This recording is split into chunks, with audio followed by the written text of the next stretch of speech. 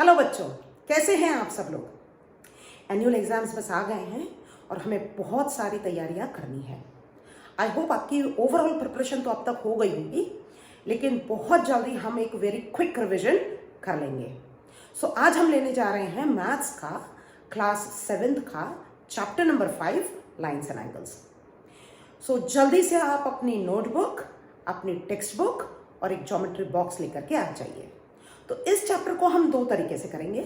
Number 1, मैं आपको concept सारे समझाते चली जाऊंगी, जिसमें आपको ओवरऑल अंडरस्टैंडिंग हो जाएगी और हम बहुत क्विकली करेंगे, तो थोड़ा सा स्पीड मेंटेन करना पड़ेगा। राइट, जल्दी करेंगे थोड़ा सा, सो दैट हमारा टाइम नहीं वेस्ट हो।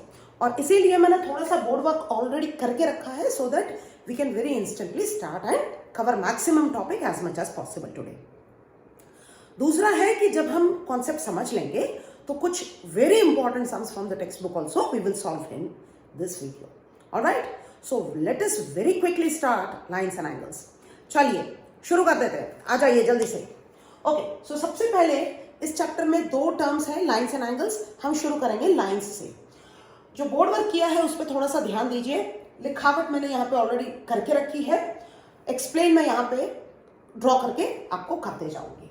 सबसे पहले एक लाइन की बात हो रही है कि if we talk about one line then it is a simple line. Line मैं ऐसे ड्रॉ कर सकती हूं, लेकिन ये लाइन दोनों तरफ इनफाइनाइटली एक्सटेंड हो सकती है। ये कितनी भी दूर जा सकती है, इसलिए यहां दोनों तरफ एरोज लगेंगे। Line can be represented in this way. और अगर यहां पे मैं point A and point B को रिप्रेजेंट करना चाहूं तो I will name this line as line A B. उसके सर पे हम ए बी का लाइन एक ड्रॉ करके दोनों तरफ एरो डाल देंगे and that will help you understand कि ये लाइन है। सेकेंड है रे। रे एक तीर के जैसा होता है, तो उसमें एक ही तरफ एरो आता है। तो अगर मैं यहाँ पे ए और बी रिप्रेजेंट कर रही हूं, रे एंड बी, तो मैं ए बी ऐसे लिखूंगी। ठीक है, ये हो गई रे, जिसमें एक ही तरफ एरो आएगा। Then comes line segment. Line segment क्या है? तो एक लाइन है भाई, लाइन ए और बी, और इसमें से मैं एक छोटा सा टुकड़ा उठा रही हूं। फॉर एग्जाम्पल, मैंने इस लाइन को यहां से तोड़ दिया और यहां से तोड़ दिया, तो ये जो लाइन है, ये जो लाइन है, this is maybe C and D, मैं उसको नाम दे सकती हूँ। बट अब ये जो लाइन छोटा सा है, इसको बोलेंगे line segment but not line, क्योंकि लाइन दोनों तरफ इनफाइनाइटली एक्सटेंड होता है, तो दोनों तरफ एरो पड़ता है। यहाँ पे हम एरो नहीं लगाएंगे, यहाँ पे 2 पॉइंट्स आएंगे, तो ये लाइन सेगमेंट है which is just part of big line, entire line. So this can be represented as C and C D line segment. Right, ये हो गई आपकी टाइप्स ऑफ वन लाइन का ये पूरा कॉन्सेप्ट है कि वन लाइन में ये 3 चीजें हैं। अब अगर हम बात करते हैं कि 2 लाइन, तो अगर हम 2 लाइन ले रहे हैं जिसमें हम इसी तरह की लाइन की बात करेंगे, लाइन जिसमें दोनों तरफ एरो लगेंगे, वो अगर इस तरह की 2 लाइंस ले ली तो उसका 2 लाइंस का आपस में रिलेशन क्या होगा?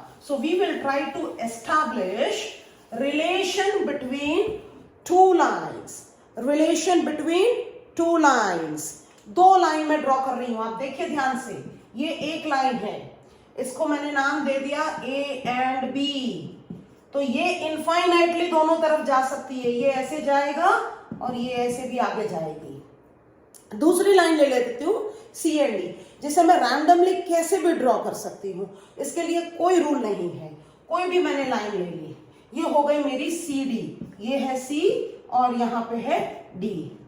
ठीक है, अब देखिए ये दोनों लाइन एक्सटेंड होए तो ये इधर जा रही है और इस तरफ इधर आ रही है। अब have you noticed one thing कि ये दोनों लाइन क्योंकि एक्सटेंड हो रही है एंड ये दोनों इनफाइनाइटली एक्सटेंड हो सकती है, तो कहीं ना कहीं ये दोनों आगे चल के मीट होने वाली है। एंड जिस पॉइंट पे ये दोनों लाइंस एक दूसरे को मीट होती है, कनेक्ट होती है, या एक दूसरे को कहीं जाकर के ये कट करती है, उस कटिंग पॉइंट को, उस मीटिंग पॉइंट को हम कहेंगे point of intersection. This is point of intersection.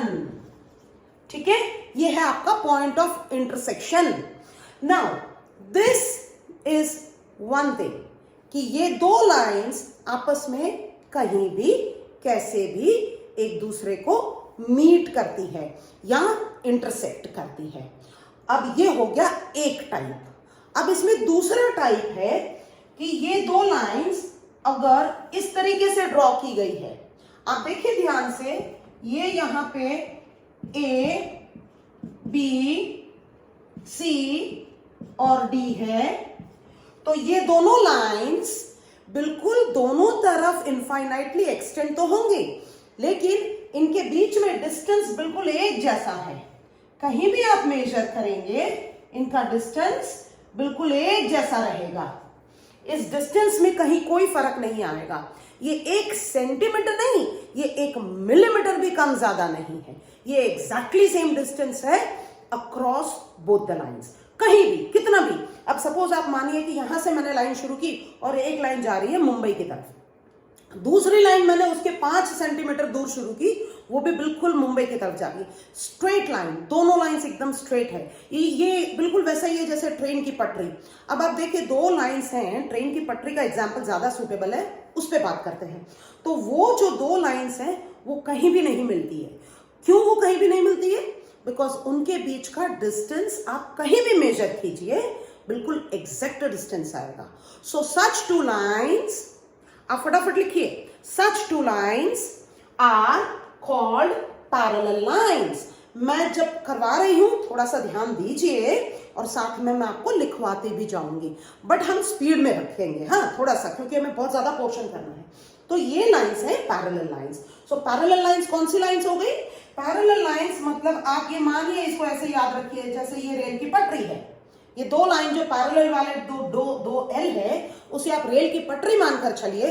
तो दो लाइंस इस तरीके से है जो कभी आपस में मीट नहीं होती. Such lines are called parallel lines, और इनके बीच का डिस्टेंस हमेशा एक जैसा रहता है. आई hope this is clear, right. उसके बाद ऐसी ही दूसरी, ये केस 1 हो गया जिसमें दो लाइंस एक दूसरे को कहीं भी इंटरसेक्ट करती है, कैसे भी इंटरसेक्ट करती है. ये दूसरा केस हो गया जिसमें लाइंस एक दूसरे को कहीं भी इंटरसेक्ट नहीं करती है, कहीं भी मीट नहीं करती है, और इनका डिस्टेंस हमेशा एक जैसा रहता है. ठीक है. अब तीसरा केस देखिए. तीसरे केस के लिए इसको मैं थोड़ा सा रद्द कर दूंगी. तीसरे केस के लिए देखिए perpendicular lines. So perpendicular lines क्या होता है? जैसे ये एक लाइन है, ये ए, ये बी, ठीक है, और दूसरी लाइन इसको इंटरसेक्ट तो कर रही है, लेकिन एक पर्टिकुलर तरीके से इंटरसेक्ट कर रही है. किस तरीके से इंटरसेक्ट कर रही है? ये दूसरी लाइन को एक दूसरे को ये बिल्कुल 90 डिग्री पे इंटरसेक्ट करती है. आप देखिए ये बिल्कुल 90 डिग्री पे इंटरसेक्ट कर रही है. ये बिल्कुल 90 डिग्री पे इंटरसेक्ट कर रही है. तो ये जो लाइंस हैं वो एक दूसरे की परपेंडिकुलर कहते हैं.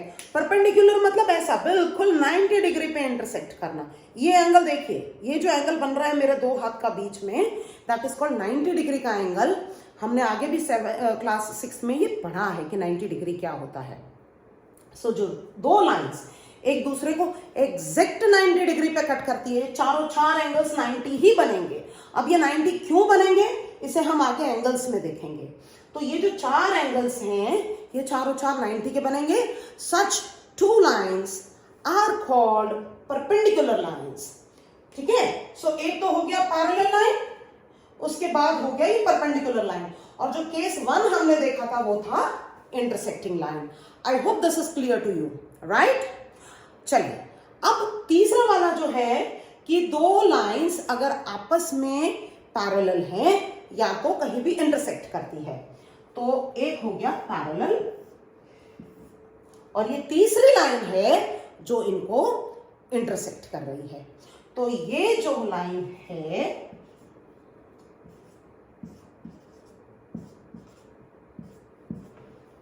M और N पैरेलल है और L दोनों को साथ में किसी पॉइंट पे इंटरसेक्ट कर रही है.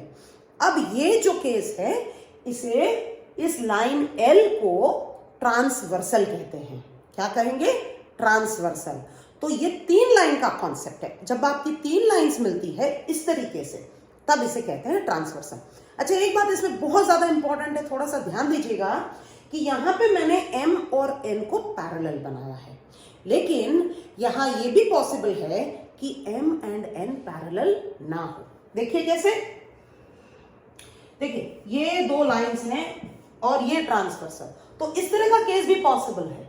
2 लाइंस पैरेलल हो तब भी ट्रांसवर्सल होता है, और अगर ये m है और ये n है और ये l है तो इस तरह का केस भी होता है जिसमें m और n पैरेलल नहीं है, लेकिन l जो है वो उसका ट्रांसवर्सल है। So these are the types of lines, maybe relation between the given lines, जिसमें 2 लाइन भी आ गई और 3 लाइन का रिलेशन भी आ गया। Very quickly let us start writing. So आप ये हमने लोअर स्टैंडर्ड्स में भी किया हुआ है, आप इस पोर्शन को नहीं लिखेंगे तो चलेगा, लेकिन ये पोर्शन फटाफट से लिखना है। तो मैं आपको थोड़ी सी डेफिनेशन डिक्टेट करके लिखवा देती हूं, थोड़ा स्पीड में लिखिए। पहला वाला हो गया इंटरसेक्टिंग लाइंस।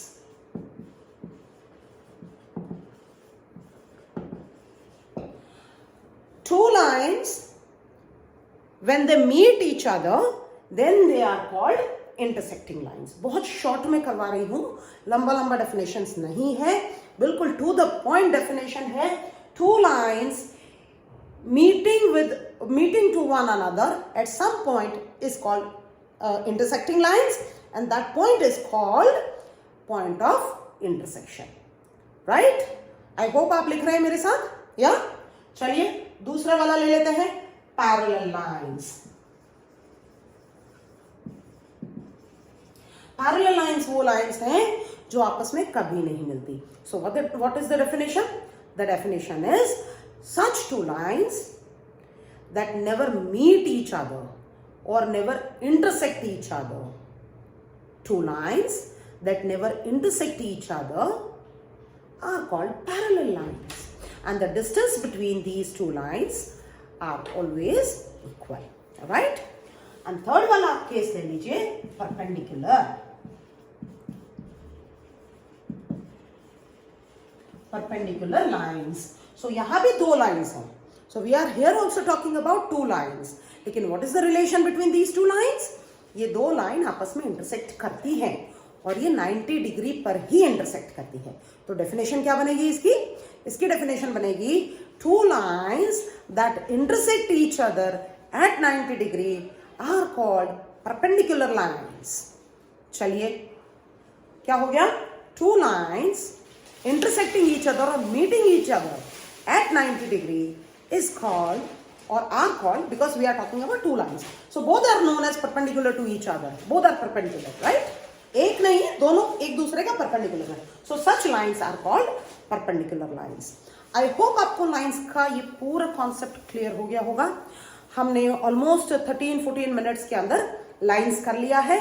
नेक्स्ट 13-14 या 15-20 मिनट्स के अंदर हम टाइप्स ऑफ एंगल्स कर लेंगे। इन शॉर्ट ये पूरा चैप्टर वेरी क्विकली, बट पूरा चैप्टर क्योंकि हम लोग देखिए पढ़ नहीं रहे हैं, हम लोग रिवाइज कर रहे हैं। So this is revision before our final exams. So थोड़ा फास्ट चलना ही पड़ेगा। सो ऑलमोस्ट 1 घंटे में ये पूरा चैप्टर मैं आपको खत्म करवा दूंगी। सो नेक्स्ट पार्ट आप मेरा देखिए एंगल्स के ऊपर, and then we will talk about conclusion of this entire chapter. Right? See you soon.